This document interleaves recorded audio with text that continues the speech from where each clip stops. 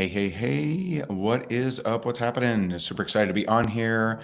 I am really excited for this. It's going to be a lot of fun. So if you're on here, drop me a comment. Let me know where are you calling in from. And I got a really powerful interview. I know it's going to be powerful. I can feel it. I got a powerful interview for you here today. And so just drop me a comment. Let me know that you're on. Let me know where you're calling in from. And we will have some fun for sure, for sure. All right. Misty, what's happening? How are you? Tammy, Pittsburgh. Hey, I like the Steelers win. By the way, you'll probably notice my voice a little funkadelic. I took my sons up to Indiana for the Colts Patriots game, which was fantastic. It was amazing. Sorry, Patriots fans. Sorry, not sorry. But all right, Lyle in the house. I was just going to check on you, man. How you doing? You doing the work? I hope so. Lisa Ann, Marilyn, Robin, Daryl, Tanya. What's up, Bernie? All right. All right. All right. So first, let's see. What do I give you first? I'm going to share this amazing individual's bio and then tell you kind of the personal of how we connected. And so my guest today, which I'm going to bring on here in a minute, drop a comment. Has anyone seen her story before? It's a very powerful story, so I'm excited for you to hear it. But if you have, drop me a comment. But my guest on here today, she's a leading expert in vocational rehabilitation for injured workers. As a formerly injured worker herself, she understands the importance of providing hope, resources, and services to injured workers. She earned her master's degree in educational psychology and proceeded to open the counseling center in 2001. Fighting for her clients' rights to education. She's owned nearly 12 businesses, including one of LA's top restaurants, the Nixon in Whittier, I don't know if I'm saying that right, sorry, California, and the designer sensation Savvy Socks. In her Amazon #1 best-selling book, this is an incredible title. This has to be one of my favorite titles I've ever heard. In her Amazon #1 best-selling book, From Bounce Checks to Private Jets. Who likes that? Who likes that title? I mean, that's a title that'll get you. She shares her journey and guides the readers through the formula she discovered to live the life of her dreams and help others do the same. And so we met in a very private environment, touring and spending time with Dr. Joe Dispenza. And so we were over, taking a look at his research center, which was my first time being there. I don't know if that was her first time or not, and just got to spend a little bit of time with her, and just wanted her to share her journey with you, to inspire you, to give you hope, to lift you up. And I think you're in for a real treat today. And so please help me welcome Hazel Ortega. Hazel, how are you? Hi, I'm doing great. Glad to be here. Yeah. And so you heard my thoughts on your book title. That's incredible. I love it. I love it. I love it. I mean, I still remember getting my WIC checks and finding my 16-ounce block of cheese. Like, I still remember WIC checks. I still being chased by bill collectors. I remember all that stuff. And so I really resonate with your book. And so Hazel, tell us your story, because I don't think I don't know if anyone on here said they had heard your story yet. So let's hear this amazing story of yours. That's right. Let's get it out there and share it with as many people as possible. Yeah. That's my big, hairy, audacious vision, is that I change the world through my story. Yeah. And my story, like you just coined me, like overcoming challenges and adversity. Yeah. Yeah, and if you could look up adversity in the dictionary, you'd see my face there. There she is. Where do I start? I grew up in downtown Los Angeles in a 60-unit apartment building where we were all poor on welfare. Um, my memory of having money was waiting for the mailman on the 1st and the 15th to get a check, and my mom would go to the check cashing to cash that check. And then, of course, use food stamps to buy food, and then use all the money because it was never enough There was 5 kids and a single mom. So there was never more money than we needed. It was just barely enough. And sometimes we had to borrow $5 and pay back $7. And a lot of bartering happening in that building. Like, Mm. you take care of my kids 2 hours, I'll give you a carton of eggs. I need milk, I'll give you a ride to the store. Like, that's kind of the economy that was happening in the building. And by the time I was born, my parents were already separated, and then my mom married and divorced many times. She had 5 husbands and 7 children with all the different men. And, that by itself is traumatizing. I'm sure you know, Oh, like, yeah. divorced parents and, like, that situation alone is damaging, and so my mom did that 5 times throughout my upbringing. Wow. And, when kids are growing up and a parent breaks up from a stepfather, a kid is not like, "Oh, I'll love you less because you're my stepfather." You just love. And so when somebody leaves, it's an abandonment. And this manifested itself in my adult life in that I ran all my relationships like, "You love me, but you could leave me." Mm. Yeah, That's and, a powerful distinction. A wow. lot, a lot of people think that, but they don't know they think that. Exactly. Exactly. So right now, my present life, I'm all about mastering myself and finding out what are these hidden agendas? What are these things that are making me, pushing my buttons? Like, why is that happening? Because the reality is not what I'm inventing, it's something else. And then when you find out, you're like, oh, I could choose different. But when you don't know, you just think that that's just real. And we believe our thoughts and we believe our feelings like it's something real. So that's something that we can talk about. I've dealt with a lot of that. And then another thing growing up is I grew up in a dangerous neighborhood where there were drive-by shootings almost every day. Mm. And when I was 12, my best friend was killed at the bus Mm. stop. And the next day we found out that he was killed. The day we were there, the gang members came up and asked us what gang we were from. And like always, we'd run away. I was in the 6th grade. And Wow. then the next day we found out that one of our friends was stabbed and killed. Mm. Then my cousin was killed in a drive-by shooting, and I had another cousin killed by the police. Mm. Yeah, Jeez. yeah, and then when I was 19, my mom shot and killed her boyfriend in a domestic violence dispute. Wow. Yeah, a lot of violence, and when you grow up like that as well, you feel like you don't matter, and people don't matter, right? If anybody could just die, then we're very cynical. Right, and I grew up just believing that life was, hard and that I was destined for a life of poverty, a life of scarcity and struggle, and, that is what happened to me until until I started doing some work on myself and Yeah. discovering what are these things that, shaped me to who I am today. Powerful. So yeah, so I've been figuring out, what did you call them? Hidden agendas. I like that.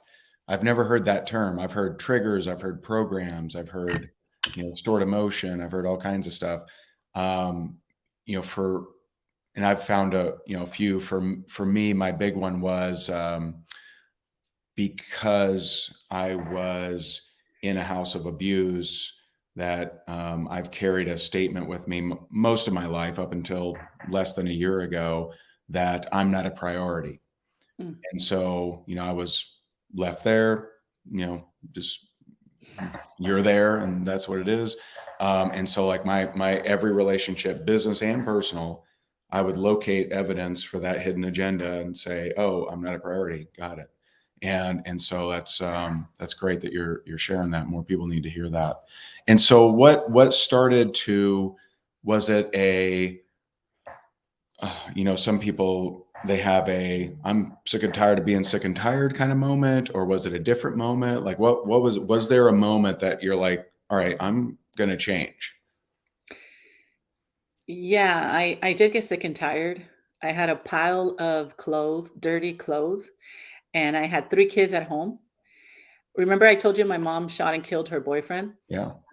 She became a fugitive for 5 years after. Wow. Yes. So she was pregnant when this incident happened, Wow. and she didn't want to lose her baby, Right. basically. So she said, "Just let me have the baby, and then I'll turn myself in."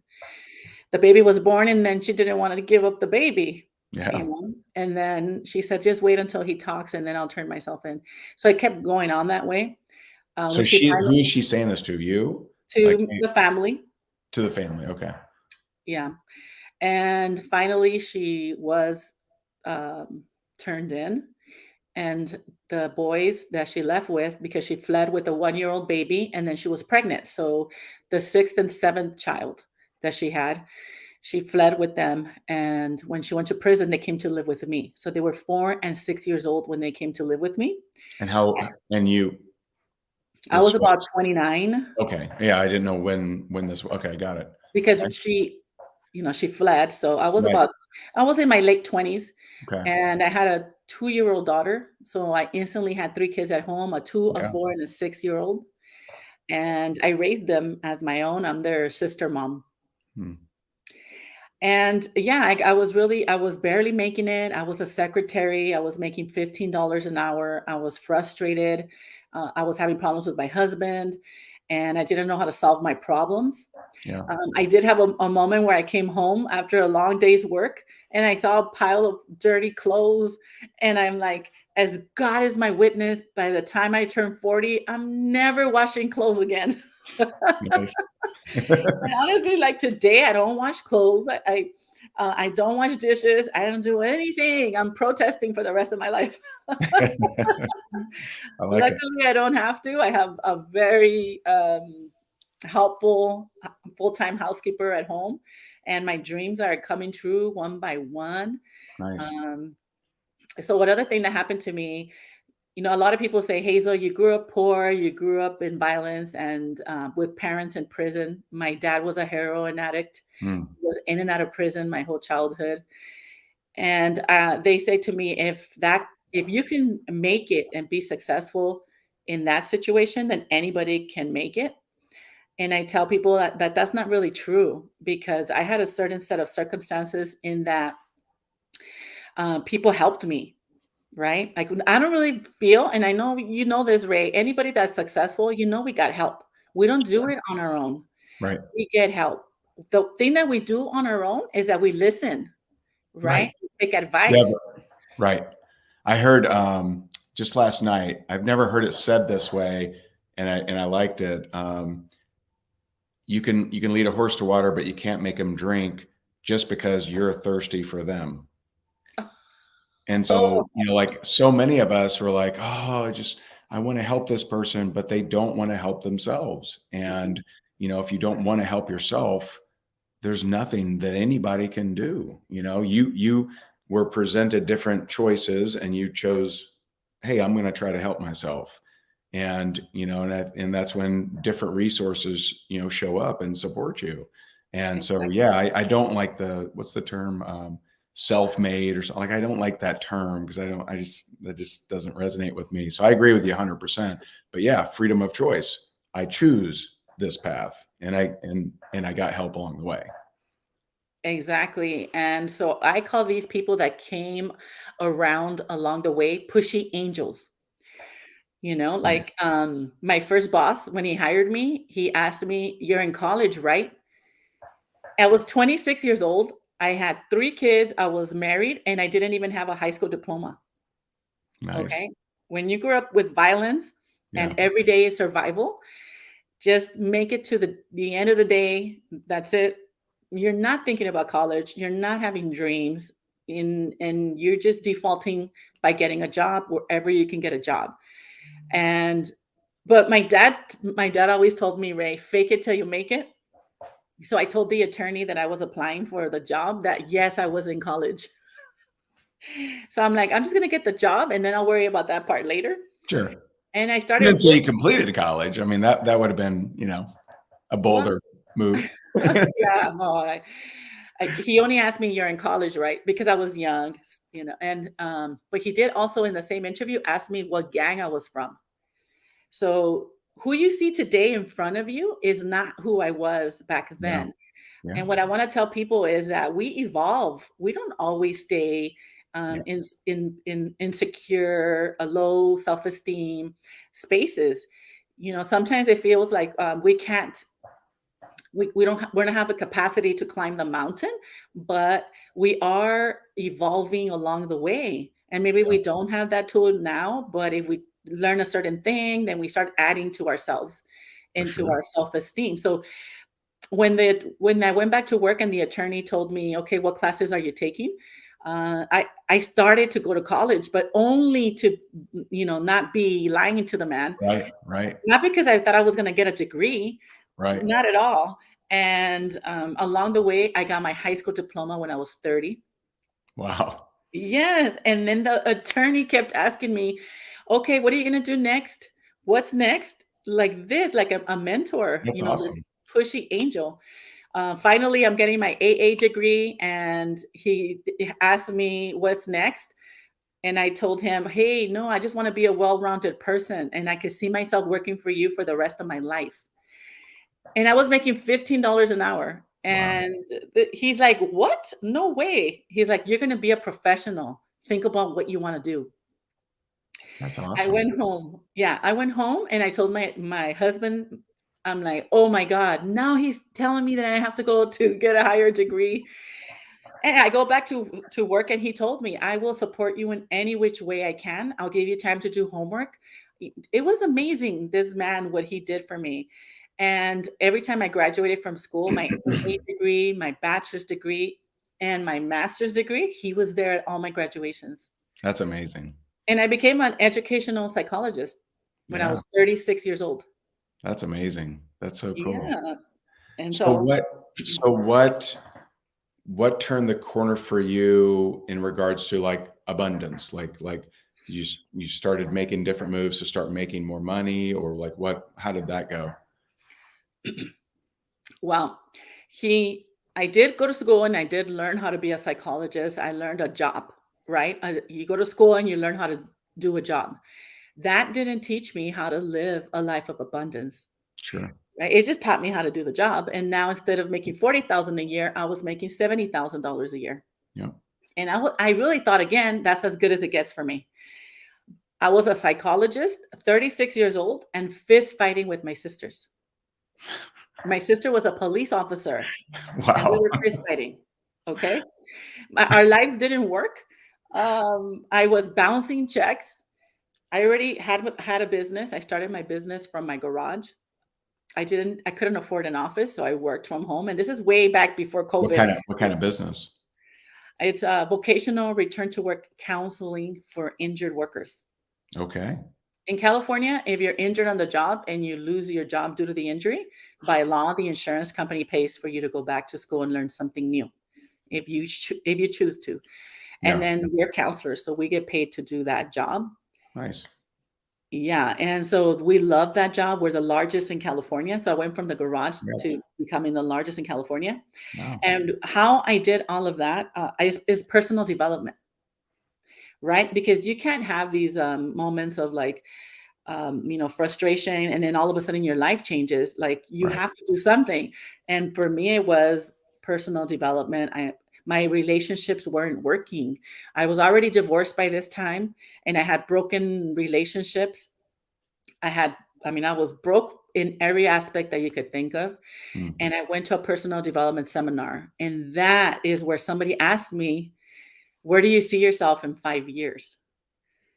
I was sitting there and I'm like, well, why should my life look any different 5 years from now than Right. it does now? I'll just be 5 years older. Yeah. And if I'm lucky, I'll have cost of living increase at work and, a little side passive income, and I'll be doing just fine paying Right. my bills. Well, the lady comes back and asks me, okay, where are you going to be in 5 years? And I told her that I couldn't come up with anything. And she said, okay, I'll be back in 10 minutes. And she left me there again alone. And I could tell that she wasn't going to let up. So she's another pushy angel. Yeah. Yeah. And so I'm sitting there and I'm like, okay, you know, I can't come up with anything because my brain hasn't seen me Right. have abundance. If anything, it's scarcity. Yeah. Anytime I pay a bill, I pay it begrudgingly. Anytime at the end of the month, I'm already broke, like, broke and negative in my bank account. So I can't say I want to have a lot of money and be successful and ride in nice cars because I know I don't have any money. Right. So that's why I couldn't come up with anything. What I did was I was sitting there and I'm like, well, if I believe in God and I believe in miracles, what could I invent for the next 5 years? Nice. Where would my life be? And then my brain allowed me to see the vision of that. And so Nice. that's the miracle technology that I teach in the book. So the book is called From Bounce Checks to Private Jets, The Yes. Mastery of Miracles. I love it. Okay. And so I now create a vision for my life based on miracles. And what happened was that I saw my vision and I fell in love with it. I didn't know Nice. that I wanted those things until I came up with those things. Right. I wanted a $3 million plus business. I wanted to find the love of my life. I wanted to get along with my sisters, like if we were in heaven. And remember, we were fist fighting at the time. Yeah. I said I wanted a life that looked like I was always on vacation. Nice. You know it. And I wanted to fly in private jets. Yeah. And I wanted to live in a pimp daddy mansion. Nice. I love it. All this while I'm bouncing checks and negative in my bank account. Yeah. And I wanted my daughter to go to college. Yeah. I could not come up with all of this unless I was relying on a miracle, Yeah. right? And so then my brain allowed it, and I saw all the details of it in my mind. Nice. And then I drew it.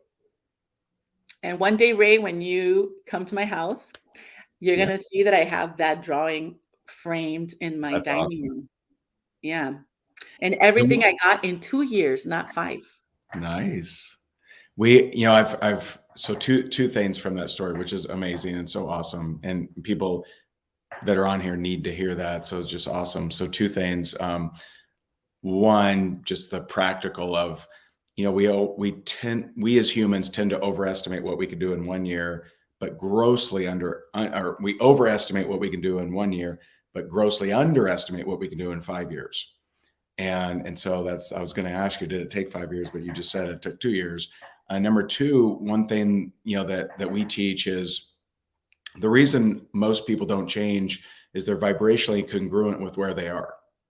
Mhm. And so they're just constantly noticing, what they don't have. They don't look, they're just like, I don't have it, and you became vibrationally incongruent with your Mhm. results. And so although your senses, your eyeballs and your nose and teeth and everything could still taste all of this and smell all of this, you were vibrationally at a different level, which your Mhm. results had to kind of catch up with. And Exactly. so, most people, they're just, yeah, but, and they're like, well, why do you need to change? You don't, you're vibration congruent. Congratulations. Yeah, you know what ended up you're absolutely right, and I love that word. When I drew the vision of getting along with my sisters like we were in heaven, Yeah. That's so cool. I knew what that looked like. And so when I Yeah. was in real life with my sisters and they're starting to argue with me or we're upset, and that is incongruent to what my brain saw. Right. And what I took responsibility and I said, well, if I want to get along with my sisters, then I need to respond differently than I always do. So I took accountability for that. And so I'll Nice. give you an incident. One of my sisters loves to flip tables over. Okay. When she's angry and there's nowhere to go except, get violent, she'll flip the table over with food and drinks and anything on it.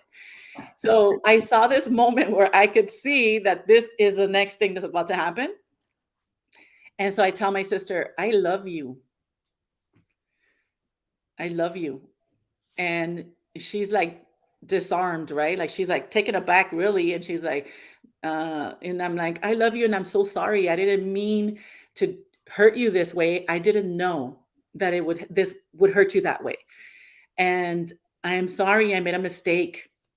I hurt you. And otherwise, Wow. the person before the vision would have been like, I could have justified myself for what was happening. I Yeah. could. We all could be right, Yeah. For right? sure. You could be right. Both sides, they're both right. Somebody has to take 100% responsibility if you want something to change. So then Love it.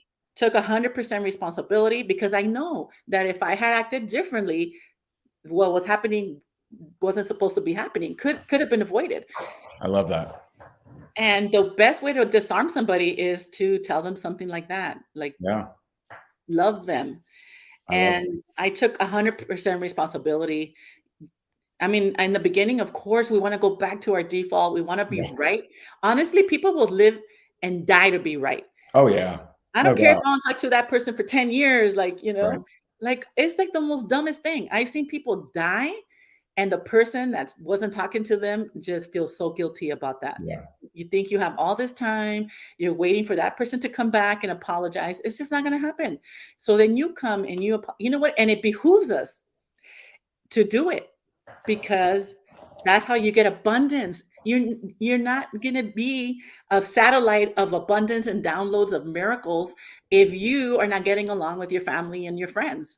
Like, that is not going to happen. Powerful. It's three dimension. You know how that is, really low energy. Yeah. You're not going to attract the best that life has to offer. And Yeah. I'll tell you this, like, I manifest anything that I want. And anytime that somebody's upset with me, even if I don't agree, I will write that check to the plumber who overcharged me. I will pay a friend of mine that thinks I owe more for dinner, whatever. I mean, if that happens to happen, I always default and make the other person right. And because in my space, I want Yeah. clear lanes for that download of Exactly. miracles to happen. Exactly. Yeah. And multiple things from that. So, one, if you're of abundance, you're of abundance. And so like, to pay a little bit more, even though, it's questionable or whatever, that's of abundance. And it releases that energy chain from you. So you don't have that chain of energy that's kind of bothering you in the back of your head. And talking about your 100% responsibility, I love that. When I was working through my programs, and one of them being I'm not a priority. All right. I remember as I was working through that, I would tell my wife, like, hey, I just want to let you know that, this scenario really triggered me. I'm not a priority. I'm working through it. And I'm just letting you know that. And she goes, oh, what do I need to do? I'm like, you don't need to do anything. It's my problem. And so like, and she didn't need to do anything. I was just, when I was building that muscle, I needed to express what was typically suppressed. Mhm. And that wasn't, gained me enough momentum to now at least I haven't recently, but if I am triggered, I'm aware of it and I can choose a different path and the automatic emotional addiction, that used to fire. And so I love 100% responsibility is such a key thing, because most people are like, yeah, if only he'd do it, or if only she'd pay attention, and it's like, that's not how it works. That's how it stays forever. And so it's crazy. Yeah. And one quick thing you can do, Ray, and any listeners, Yeah, your please. gut is a great indication of what's really happening. So if it feels heavy, it's probably not true. You're lying Mm, to yourself. So your triggers could be, I'm not good enough, I'm not lovable, I'm not that smart, I'm too old. Those could be like kind of triggers. yeah. And if it feels heavy, it's a lie. Anything Nice. that's light is the truth. Hmm. Right? And Nice. so, like, your wife could come to you and tell you, like, Ray, you've been home at 8 o'clock every single night, and like, you could consider that to be nagging and not understanding and supporting you, or you can, and that's heavy, or you can think she really loves me and wants me around. Yeah. And so you have a choice of which Yeah. thought you're going to accept. And we're always inventing, and it's our own invention, right? Like the meaning Yeah. of those two things. Might as well choose the one that's light. Yes. That is what has helped me so much with my personal relationships. That's awesome. Honestly, when I started working on all my personal relationships, it's when I started to get very successful and a lot of momentum. I 10x my business. Nice. I met somebody who came up to me. I mean, tell me if doesn't sound like a miracle to you, Ray. Sure. I I said I wanted to make $100,000 a month, okay? Hmm. And at the time I was making maybe four to $6,000 a month. Okay. Within 8 months, somebody came to me and said, "Hey, you're an expert in your field, and I know how to run Fortune 500 companies. Why don't we partner up and I'll help you?" And I said, "No, I don't want to have partners and I don't have any money to invest and I don't have any time. I already work 10 hours a day. I can't do more." And he said, "No, I'll take care of it all. I'll manage it all." And then shortly thereafter, I was making $50,000 a month, taking home that, and then plus every month growing and growing until one day he even told me, "Congratulations, you're a millionaire." Nice. That, like, I attracted that Yeah. abundance, right? I'm no Yeah. longer fighting with my sisters. It's not something that happened overnight. I was working, I Sure. always work on it. I always work on myself. And Yeah. then I change and then people change. The reactions change. And so I have a whole new world. So yeah, miracles can happen that way. You don't even know how it can happen. Right. Anybody, you don't have to win the lottery. Somebody could come and knock on your door and say, like, "Hey, I drove by your house and I'm willing to give you 3 times the amount. I really want to live here." You Yeah. just never know what people Right. are gonna offer you. That's Yeah, right. just have to be a conduit for miracles. You have to clean up your act. That's one of the chapters from the book. So, like, I make a list of all my areas in my life where I have broken promises. Oh, Like, did I love it. rescheduling appointments? Mm. Like sometimes we have misunderstandings with people about like deals. Whatever. Broken relationships. Expectations or just keep it in integrity, it sounds like. Totally keeping it in integrity. Just recently, I had this situation where I have a lot of coaches, which is another thing that's really Yeah. important. You must have coaches. Yep. I didn't know that there was another way to be until I started getting a coach, and the coach would hear me speak and be like, "I don't know where you learned that from, but that's not Yeah. the way it is." Yeah.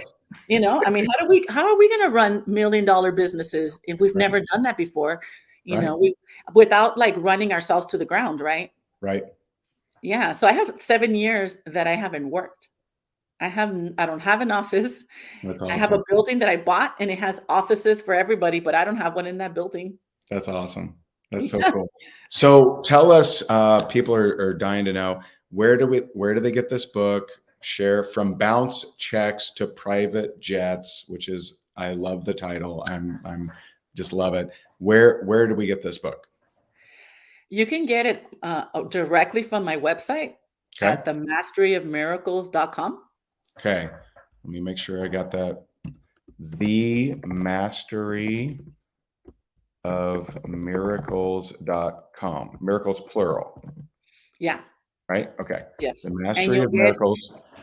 you'll get it signed. Nice. There you go. Yeah, and it's in Spanish also.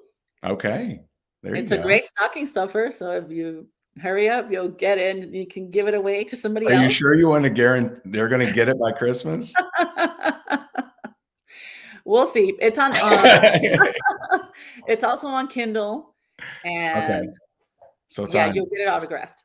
One Nice. other thing I do wanna give away, Ray, to Yeah. everybody listening, that vision guide that I told you made all the difference for me, that got me out Yeah. of Groundhog Day, Yeah. is on my website also. Okay. So you could sign up for it for free. It's a Yeah. 4-minute guided Nice. meditation. So you can Nice. visualize where you're going to be in 10 years, who's going to be there, what are you going to be up to, what Powerful. awards are you getting. And there's a downloadable worksheet so you could fill it out. And then I promise you that you are going to be a lot more closer to having your dreams come true, filling out that worksheet and doing this guided meditation than you were before. So Awesome. even yourself, Ray, do Totally. I'm game. What are you talking it. about? That's the secret to my success. I create a vision for everything that I want, and Awesome. they're big, hairy, audacious visions. Like today, Nice. I'm impacting 1 billion people on the Nice. planet within 10 years. That's my Nice. vision. I love Uh, it.